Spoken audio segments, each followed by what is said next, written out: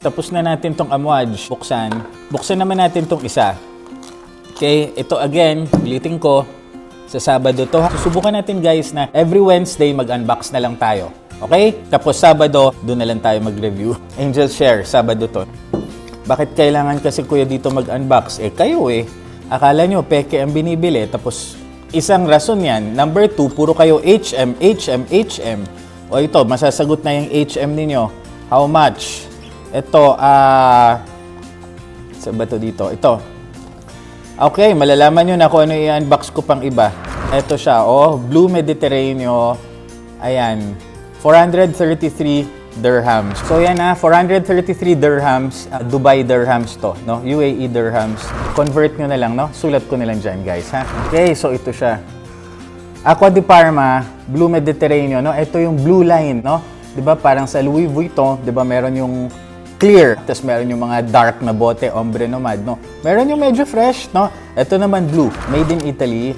Ito nyo, hihina na talaga mata ko I think ito yung 1262X. 1262X, ito yata yung batch code niya. Okay? So ganito lang, naka-plastic lang siya. Ayan, no? Sa slide yung plastic. Sige. 1, 2, 3. Yan lang. Okay? Yan. Ito. No? Aqua di Parma. Yan.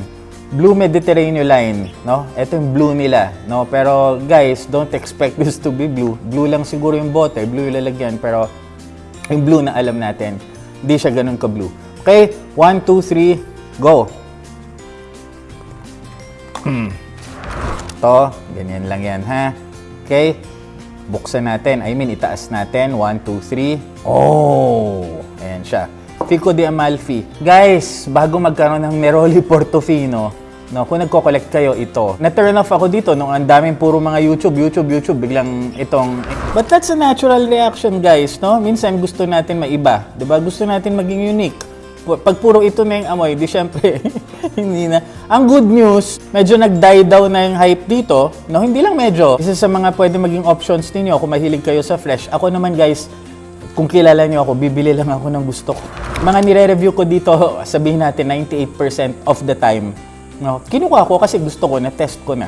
No, bibihira ako kukuha dito para lang. Kukuha ko minsan para sa inyo, para i-review kahit ayoko. Okay, ayan. No, ito na nga joke. Ayan. Ito. Aqua di Parma. Ito pala yung ano niya, no? Tingnan natin. Ito yung batch code na nasa bote. Pareho naman. 1262X. Diba? Yan yung pinakita ko dito kanina. No? Ayan. 1262X. No? Yung hot box niya. No? Yan. Ganyan lang yung taas. No? Simple, no? Kasimple-simple. Guys, kasimple-simple. Bote, plastic. Okay. Akyat natin. 1, 2, 3. Plastic na plastic. Yan. Plastic na makapal. Ito nga, yung parang yung boteng, parang yung sa mga ng bike dati. Ito medyo metallic na plastic. Pagka-blue. Cheap na ng kulay, no? Pero itim, Itim. Itim yung sprayer niya. Pero tingnan natin guys, kung paano siya mag-spray. Okay? Sige, tingnan natin. Kung na-spray na nga to, kuya dito, di bago yan, di bago yan. Sige. Pindutin natin. Tapat ko sa camera. 1, 2, 3. Todo na yan. Wala. Okay, pangalawa. 1, 2, 3. Yan, meron. 1, 2. Wow. Pag ganun ang spray niya. Wide. Okay, isa pa. Dito naman. 1, 2, 3.